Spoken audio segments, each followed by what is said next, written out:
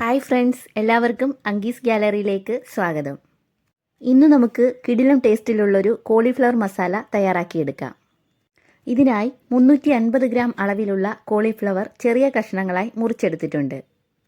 കോളിഫ്ലവറിനുള്ളിൽ കീടാണുക്കൾ എന്തെങ്കിലും ഉണ്ടെങ്കിൽ അതൊന്ന് പോകുന്നതിനായി കുറച്ച് ഉപ്പും മഞ്ഞളും ചേർത്ത വെള്ളത്തിലേക്ക് കോളിഫ്ലവർ ഇട്ട് കൊടുത്തൊന്ന് തിളപ്പിച്ചെടുക്കാം. ഒന്ന് തിളപ്പിച്ചതിന് ശേഷം കോളിഫ്ലവറിലുള്ള വെള്ളം കളഞ്ഞൊന്ന് അരിച്ചെടുത്ത് മാറ്റിവെക്കാം. ഇനി നമുക്ക് കോളിഫ്ലവർ മാരിനേറ്റ് ചെയ്തെടുക്കാൻ ആവശ്യമായ ഒരു മസാലയൊന്ന് തയ്യാറാക്കിയെടുക്കാം. അതിനായി ഒരു മിക്സിയുടെ ജാറിലേക്ക് 10-12 ചെറിയുള്ളി, ഒരു ചെറിയ കഷ്ണം ഇഞ്ചി, 4-5 വെളുത്തുള്ളി, കൂടെ തന്നെ 1 ടീസ്പൂൺ മുളക് പൊടി, 1/2 ടീസ്പൂൺ മല്ലിപ്പൊടി, 1/2 ടീസ്പൂൺ ഗരം മസാല പൊടിച്ചത്, 1/2 ടീസ്പൂൺ കുരുമുളക് പൊടി, കുറച്ച് ഉപ്പ്, ഇത്രയും ചേർത്ത് പേസ്റ്റാക്കി ഒന്ന് അടിച്ചെടുക്കണം. ഇനി ഈ പേസ്റ്റ് കോളിഫ്ലവറിലേക്ക് ഇട്ട് കൊടുത്ത് നന്നായിട്ടൊന്ന് മാരിനേറ്റ് ചെയ്ത് ഒരു 10 മിനിറ്റ് നേരത്തേക്ക് മാറ്റിവെക്കാം. അതിനുശേഷം കോളിഫ്ലവർ ഒന്ന് ഫ്രൈ ചെയ്തെടുക്കാനായി തുടങ്ങാം. ഒരു ഫ്രൈ പാനിലേക്ക് 4-5 ടേബിൾ സ്പൂൺ വെളിച്ചെണ്ണ ചേർത്ത് കൊടുത്ത് ചൂടാകുമ്പോഴേക്കും മാരിനേറ്റ് ചെയ്ത് വെച്ചിട്ടുള്ള കോളിഫ്ലവർ ഇട്ട് കൊടുക്കാം. 2 സൈഡും തിരിച്ചും മറിച്ചും ഇട്ട് വേണം ഫ്രൈ ചെയ്തെടുക്കാൻ. കോളിഫ്ലവർ ഒരുപാട് ഡീപ്പ് ഫ്രൈ ആയി കിട്ടേണ്ട ആവശ്യമില്ല.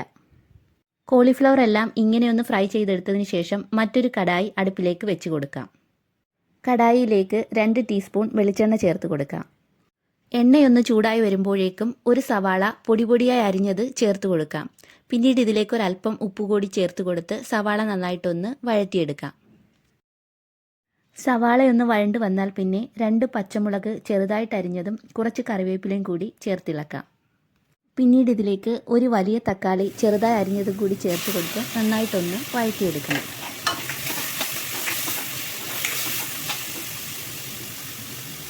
തക്കാളിയെല്ലാം നന്നായിട്ടൊന്ന് വഴണ്ട് വന്നാൽ പിന്നെ ഇതിലേക്ക് ഫ്രൈ ചെയ്ത് മാറ്റി വെച്ചിട്ടുള്ള കോളിഫ്ലവർ ഇട്ട് കൊടുക്കാം. ഇതെല്ലാം കൂടി ഒരു 2 മിനിറ്റ് നേരത്തേക്ക് നന്നായിട്ടൊന്ന് ഇളക്കി യോജിപ്പിച്ച് ചൂടാക്കിയെടുക്കാം. ഇതെല്ലാം കൂടി ഒന്ന് ചൂടായി വരുമ്പോഴേക്കും മസാലക്കറിക്ക് ആവശ്യത്തിനുള്ള വെള്ളം കൂടി ചേർത്ത് കൊടുത്തൊന്ന് തിളപ്പിച്ചെടുക്കാം.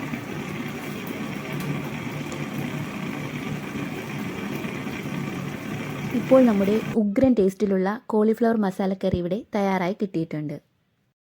അപ്പത്തിൻ്റെയും ചപ്പാത്തിയുടെയും ചോറിൻ്റെയും ഒക്കെ കൂടെ തന്നെ അടിപൊളിയായിട്ടുള്ളൊരു കോമ്പിനേഷനാണ് ഈ കോളിഫ്ലവർ മസാലക്കറി. ഇനി കോളിഫ്ലവർ വാങ്ങുമ്പോൾ ഇങ്ങനെയൊരു റെസിപ്പി ഒരിക്കലെങ്കിലും ഒന്ന് ട്രൈ ചെയ്ത് നോക്കാൻ മറക്കരുതേ. അപ്പോൾ ഇത്രയേ ഉള്ളൂ ഇന്നത്തെ വീഡിയോ എല്ലാവർക്കും ഇഷ്ടമായെന്ന് പ്രതീക്ഷിക്കുന്നു. ഇഷ്ടമായെങ്കിൽ വീഡിയോ ലൈക്ക് ചെയ്യാനും ഷെയർ ചെയ്യാനും സബ്സ്ക്രൈബ് ചെയ്യാനും മറക്കരുതേ.